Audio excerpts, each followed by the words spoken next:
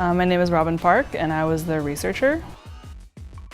During Japanese colonialism, people who were Japanese looked better to Koreans. So I knew from like 1910 and 1950, 1945, that's what was a trend. And then from then on, the two Koreas had completely different beauty trends. So after they split, North Korea took communist ideology, which focuses on labor, industry, equality, egalitarianism.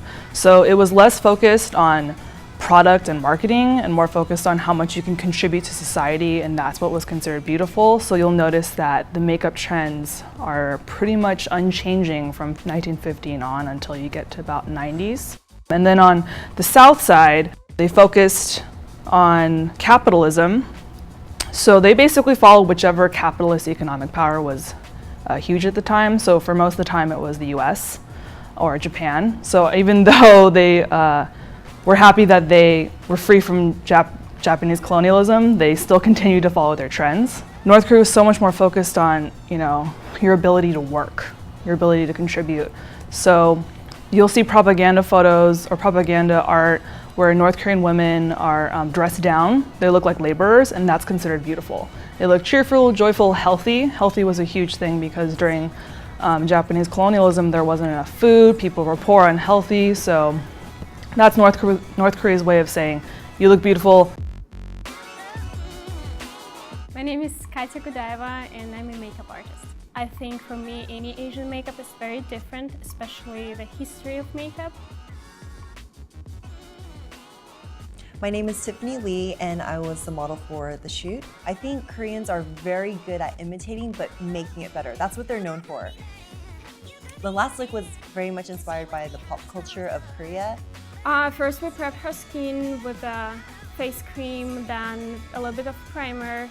Flawless skin, more sculptured look, so we sculptured her nose a little bit, cheekbones, and overall face. So she focused more from the widest area, which is the ear, to a couple inches away from the mouth. Gave her a little bit of sun glow with a bronzer, very nude and simple natural lips. The reason why we use more of a neutral lip color is to bring out the eyes.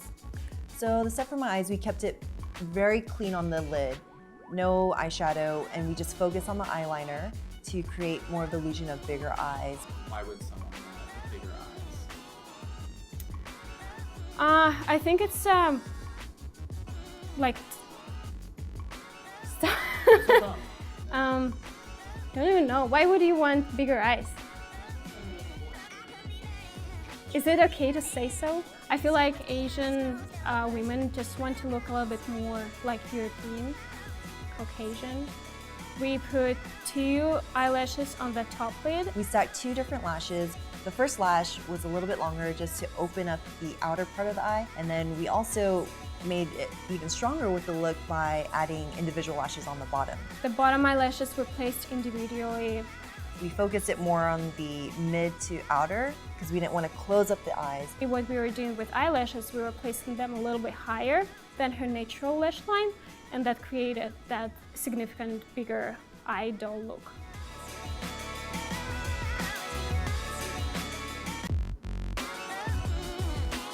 My name is Katya Kudaeva, and I'm a makeup artist. I think for me, any Asian makeup is very different, especially the history of makeup. My name is Tiffany Lee, and I was the model for the shoot. I think Koreans are very good at imitating, but making it better. That's what they're known for. The last look was very much inspired by the pop culture of Korea. First we prep her skin with a face cream, then a little bit of primer. Flawless skin, more sculptured look, so we sculptured her nose a little bit, cheekbones, and overall face. So she focused more from the widest area, which is the ear, to a couple inches away from the mouth. Gave her a little bit of sun glow with a bronzer, very nude and simple natural lips. The reason why we use more of a neutral lip color is to bring out the eyes. So the stuff for my eyes, we kept it very clean on the lid, no eyeshadow, and we just focus on the eyeliner to create more of the illusion of bigger eyes. Why would someone have bigger eyes? I think it's like don't even know. Why would you want bigger eyes? Is it okay to say so? I feel like Asian women just want to look a little bit more like European, Caucasian. We put 2 eyelashes on the top lid. We stacked 2 different lashes. The first lash was a little bit longer just to open up the outer part of the eye. And then we also made it even stronger with the look by adding individual lashes on the bottom. The bottom eyelashes were placed individually. We focused it more on the mid to outer because we didn't want to close up the eyes. What we were doing with eyelashes, we were placing them a little bit higher than her natural lash line, and that created that significant bigger eye doll look.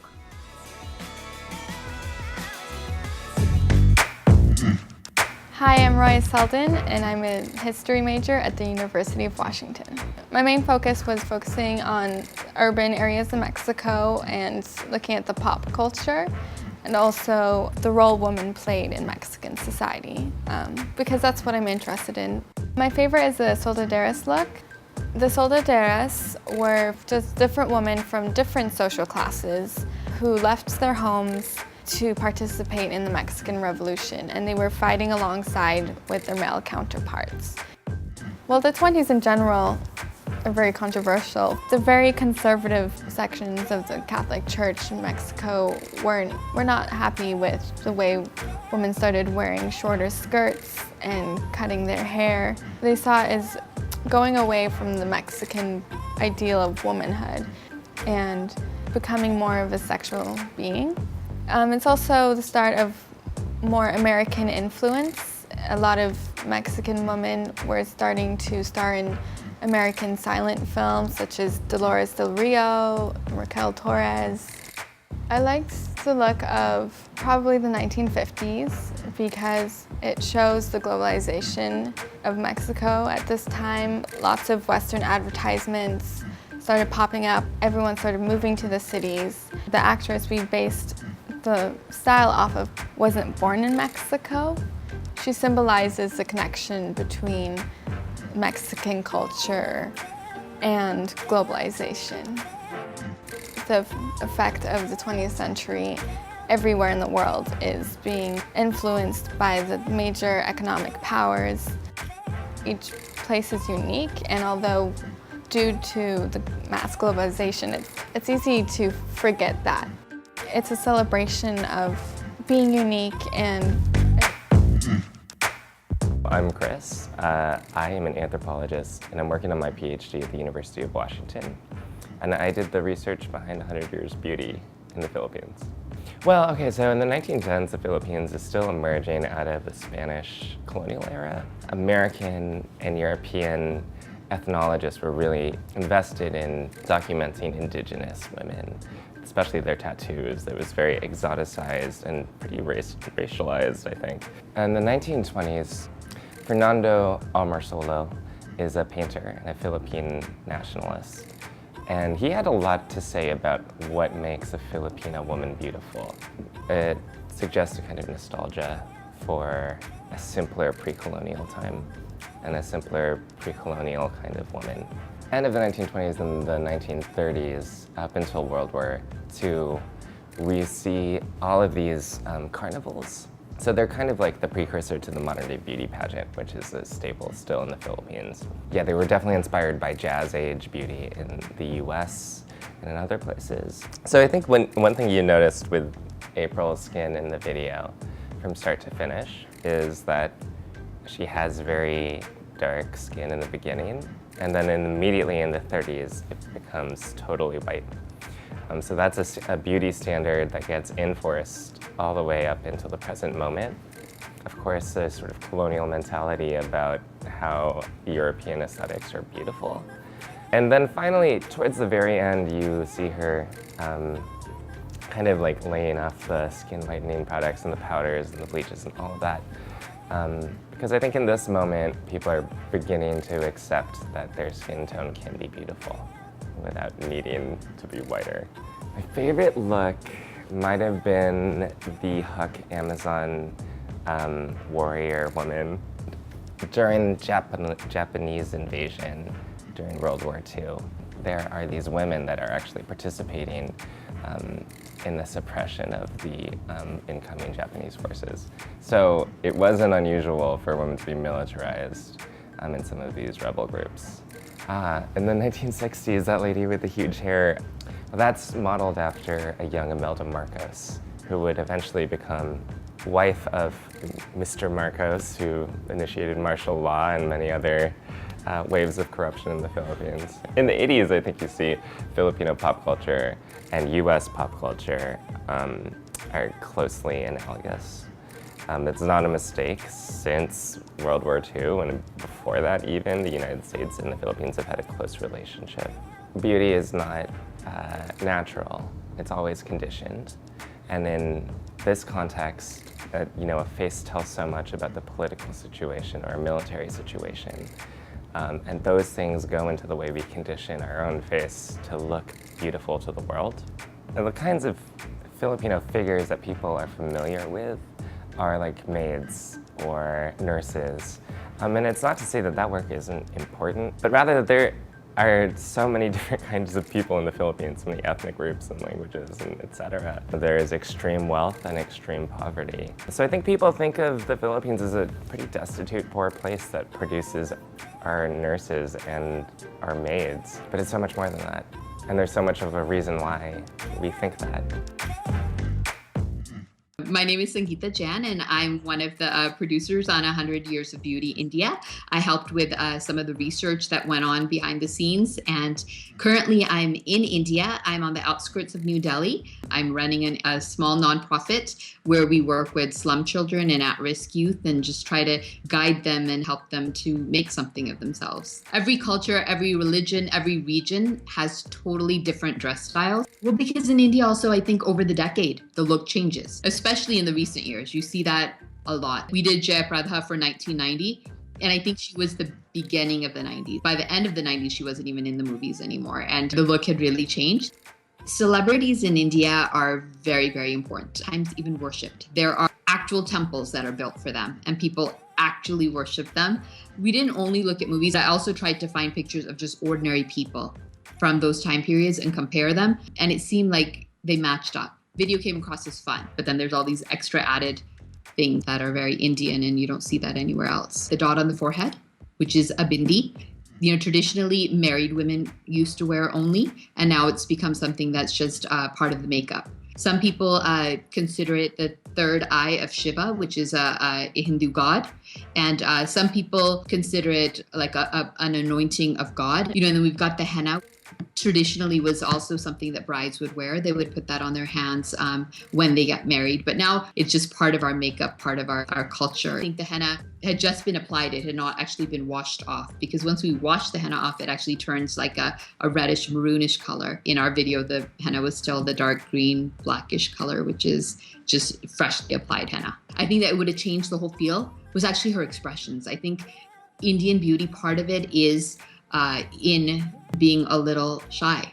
I think that is the look, because if you go back and look at the pictures, you're going to see that the actresses, they don't smile that big. I think that's an American thing. That's what we do.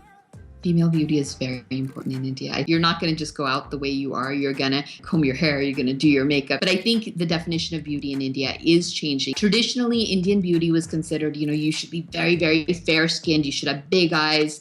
You should be totally thin. But I think that is really changing now. To me, I think beauty is actually an inner strength. I think beauty is something that actually comes from within and shines on the outside.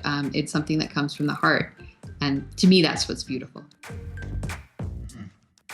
My name is Catherine McKeown. I'm a writer and policy researcher, and I was the researcher on the 100 Years of Beauty Russia project for CUT. This was a really difficult project to work on because Russia has changed so much. You have to sort of take into account how people were in work camps a lot of the times, and there was secret police. I started out with it from the political landscape to be able to better mediate my deeper dive into the cultural research of it. My favorite look was from the 1910s. We based the look after the famous ballerina Anna Pavlova. She was very small and effeminate, but still showed a lot of power and self-affirmation in her looks. So in the 1920s, the Tsar has fallen and the Bolsheviks are in power. And so you see this idealization as the natural woman who is powerful and not bourgeoisie, so you're not gonna curl your hair, wear a ton of jewelry, just a member of society. Stalin took power in 1929. He instituted informal and formal campaigns against Western consumerism and consumption of Western goods. But it really affected how people wanted to portray themselves, because if they were going to be looked down upon by their government and also people around them for wearing more lipstick or of using a certain type of eyelash curler, so it affected personal choices.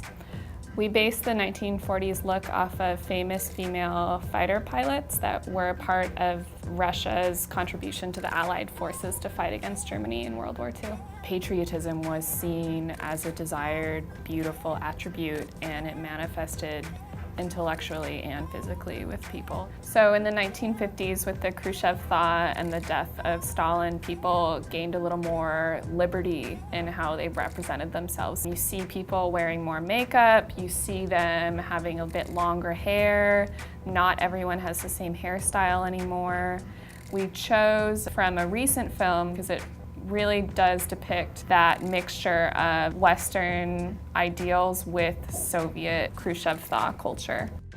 From the 1950s, we see a transition towards more Western ideas of femininity, longer hair, obvious eyeliner and other sorts of makeup, bigger jewelry, even though the US and the West was at war with Russia. But because it was the Cold War, they're still open to each other. It was a really fascinating time. So in the 90s, the dismantling of the USSR affected how people identified. So of course it affected beauty trends. It had to do with who people thought they were and they wanted to represent as and how you want to look and who you think you are. So in the 2000s, you see a bigger increase of sexualized women. It's not necessarily overtly objectifying. It, of course, subversively is no matter what you can do. But I think it's more about that culture was changing so rapidly at that time. You see a lot more physical, extreme representations of what beauty should be. It becomes a little less au naturel. The neon ski mask is to represent several of the Pussy Riot members who got arrested 2012 and onwards. And they're part of new Russian feminism and LGBTQ movements that have been gaining traction. We saw over the decades that in Russia, beauty is a form of power and self-affirmation. Women protesters are also trying to gain that power and self-affirmation, so we see it as a good snapshot of that effort. Beauty to me is a concept that I've sort of either rejected or embraced or been confused about my entire life. And if you try and separate it from identity, you can't. Beauty is how someone wants to be seen by the world and how the world wants to see them. My name is Kyle Bain. I'm a nonfiction television producer, and I also conducted the research for 100 Years of Beauty in Italy.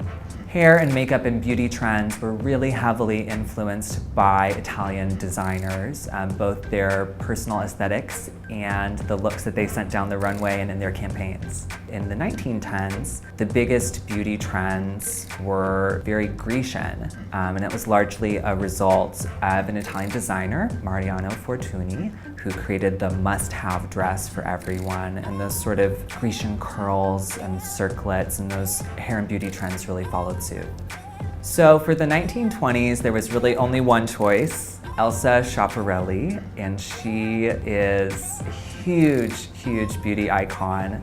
She's probably best known as a rival to Coco Chanel. Not only were her designs really influential, but her personal aesthetic and her personal sense of beauty became hugely important. Her designs were all about that sort of new femininity that were graceful but also very functional. And that sort of empowered femininity, I think, is reflected in her hair and makeup choices as well. In 1935, under Mussolini, we see the foundation of the Italian Fashion Society, which was all about creating a distinctly Italian look. And it didn't really work. Hollywood glamour from the States was still hugely popular, and we see that reflected in a big way. That's why we chose the thin brow, the long lashes, the red lip, the long hair. In the 1940s, you might notice that our model is not wearing any makeup. She's very unadorned. She has a very simple, practical fishtail braid. And that is a result of World War II. Italian fashion and beauty was just, the whole industry was effectively dismantled. So the 1950s is really the birth of Italian beauty as we know it today, and it's largely a result of post-war reconstruction. And we chose Pucci for the 50s because they really encapsulated the Italian look, as it came to be called. And the Italian look was very fun and flirty and relaxed, as opposed to the Parisian fashions of the time, which had kind of previously dominated American focus. For the 60s, we chose to model our looks after Valentino, because he really embodied the sensibility of the era and was hugely popular at the time. So Valentino is all about a kind of refined elegance and glamour. We couldn't do the 70s without doing Missoni. They're practically synonymous.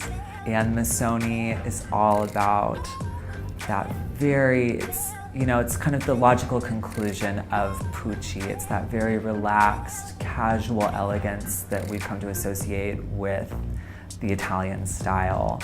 I loved the look that came together for Versace in the 80s. Versace was dubbed the king of glitz at his death, and he really understood that in order to make a big splash and have huge mass market appeal, he really tapped into his audience desire to stand out and be noticed. That was really reflected in the hair and makeup of the time, which was big and bold and kind of flirty. The 90s were really dominated by Armani, and Armani was all about simplicity. You don't see any blush or colored lips for the most part. It's really about that minimalist look. In the 2000s, Dolce & Gabbana really had a stranglehold on the Italian beauty market. They were started around 85, and they had a really great recipe for success that was this quintessentially Italian look.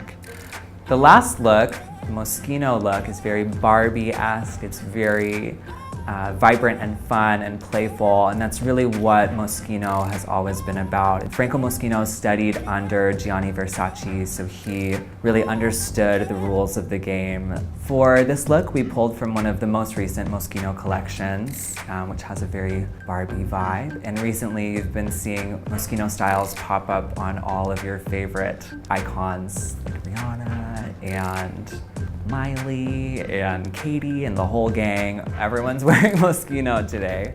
Sometimes I think that people forget that beauty is a business, and it's a big business. In the 50s during Reconstruction, it really brought the Italian economy back to life and has put them on the map and kept them there. I love fashion and beauty because it is the one game that everybody has to play. Whether you like it or not, you're playing it. When you walk out the front door, you are in the beauty game. When you get dressed in the morning, you're in the beauty biz. And so everyone has a stake in this, and that's why I think this series is so popular.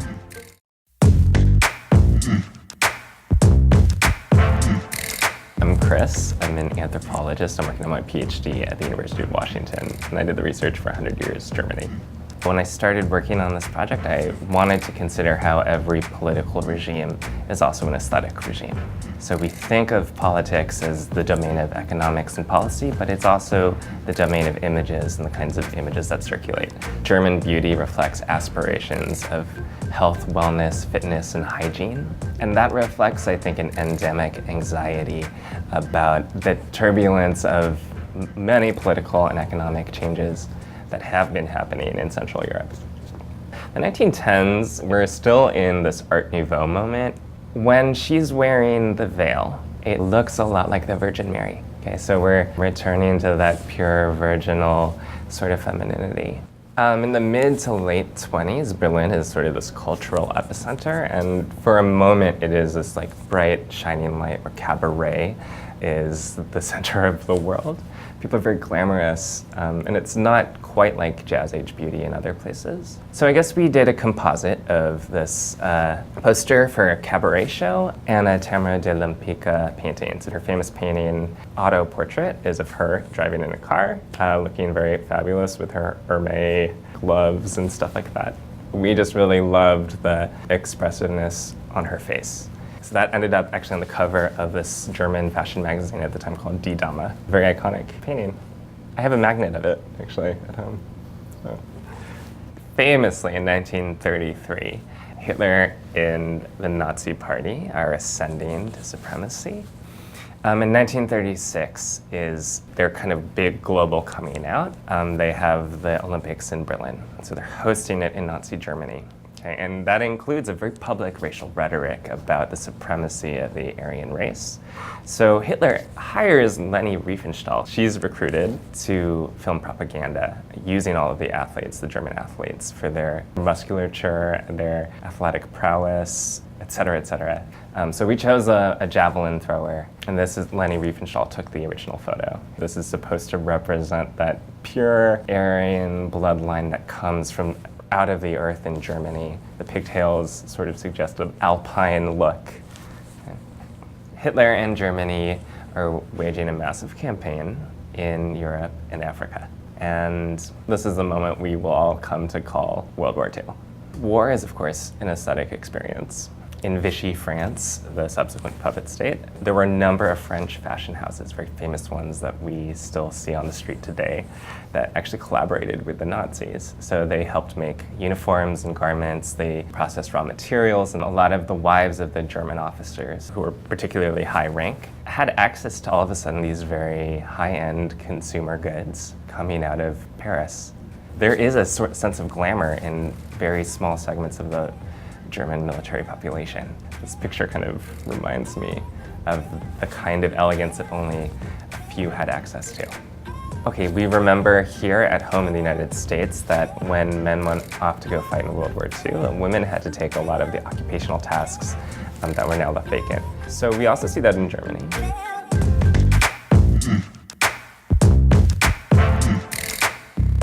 In many ways, I think you see a proclivity in West Germany for people to assimilate into a sort of free, democratic, global, so-called West. The one thing about Hildegard Knef is that she could be very well traded in for any American actress. So she has that sort of cinematic look. It seems like to mediate this experience of having lived through the horrors of a Nazi regime, that you would of course turn, if not subconsciously, to American film. This kind of refuge from that. And in the East, of course, very famously we see these propaganda murals and posters being circulated in East Germany. They're done in this style called Soviet idealism. And this is something we see in all of the Soviet states. It looks like, you remember the North Korea video? She's wearing that similar headscarf. These women look like they're fresh and clean, absolved of the sins of Germany, and now part of the Soviet family. East Germans had access and knowledge to what people in West Germany were buying and wearing. So one way that the Soviet Union capitalized upon that desire was through plastic. Plastic is this miracle from chemistry and petrochemicals that can be molded into any shape and take any color. Right? So it's kind of a dream space. So plastics are everywhere, like in the kitchen, in the house, and our jewelry in East Germany, especially. The look we chose for West Germany was Romy Schneider. She's an Austrian actress, but she also had a German and French citizenship. Very iconic, very classically beautiful. You can all remember her as being sort of a beauty icon. One thing we could look at in the 70s is the way youth culture deals with the aftermath of World War II, which is something that a lot of them weren't even conscious or cognizant of at the time. I see in the look that we chose, which is Ushi, she has this like nice little floral ascot, a sort of nod to that countercultural movement that's happening all over the world. Our West German look for this time is this kind of cosmopolitan, more maybe jaded even, kind of a young woman. right? And in the East, our beauty ideal that we chose is of a kind of innocent flower child. She's frolicking in like the Edenic paradise of yesteryear, a kind of return to innocence. People are not subjects without agency under either of these regimes. So in the West, we chose this pop singer. Her name is Nina. She sang 99 Left Balloons, if you know it. Very iconic song and kind of a global anthem. And to return to our sort of totem about health and wellness, that she is of course donned in her jazzercise, like sweatbands and all of that. Okay, so that's part of the aesthetic, this aerobic, high energy kind of sort of health and optimism. Okay. In East Berlin, actually, punk is a growing political problem for the Stasi. The Stasi are the secret police. Punk comes from, of course, England and the English working class. And those cassette tapes, those images, and some of those aesthetics make their way to East Germany, where they take on really powerful political signification. It's anti-authoritarian. And the thing about punk in East Germany is it's not just to be rebellious for the sake of being rebellious, it's actually very dangerous. So people are jailed, are beaten, people are asked to turn over their friends. In 1989, we all watched live televised broadcasts of the Berlin Wall finally falling. The world really celebrated this moment. Okay, so the look we chose for this was Claudia Schiffer, of course. But I think it's interesting to consider that the supermodel herself is actually a product of a kind of history. Actually, to have a face that can be so recognizable is much a sign of the times. And I guess people wore their sunglasses in their hair a lot, so. Germans generally have a lot of capital. Now, men and women even have like a tremendous access to wealth compared to the rest of Europe. So they are the ones that can afford to take these global jet-setting vacations to Spain or Ibiza or anywhere else, right? There is a kind of vacation culture. Don't forget that Germans have always had this preoccupation with nudism and sunbathing and all of these things, right? So to look like you've been at the beach, basking in the sun and the radiance of it all. Yeah, it's super German. It's pretty clear in the 2010s that not everything is roses and daisies in the European Union. Germany, as one of the world's largest economies, in very many ways is the heartland of the EU. Toni Gahn is a supermodel. She's from Hamburg. She reminds us again of the cult of health and wellness that saturates all of these aesthetic transformations that have been happening in Germany over the years. In Her Youth is kind of a summary of those last 100 years. In the 100 Years series, we've always explored propaganda as one of the sources in which a beauty ideal is produced and disseminated. And certainly we could say that that propaganda was designed to inspire people to do certain things. I would consider asking the question, how is the cover of Elle magazine with Claudia Schiffer on it also designed to inspire us to do certain things or be certain kinds of subjects, right? That every image and every face already carries with it a suite of political meanings. They're buried somewhere. What 100 Years of Beauty does is invite us to think about those meanings, their genealogies, and how we wear them on our own faces.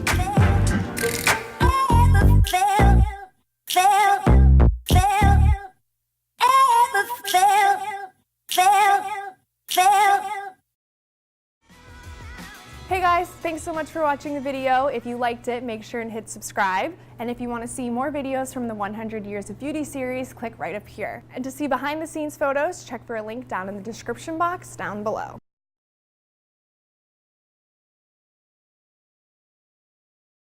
Celebration of everyone's heritage.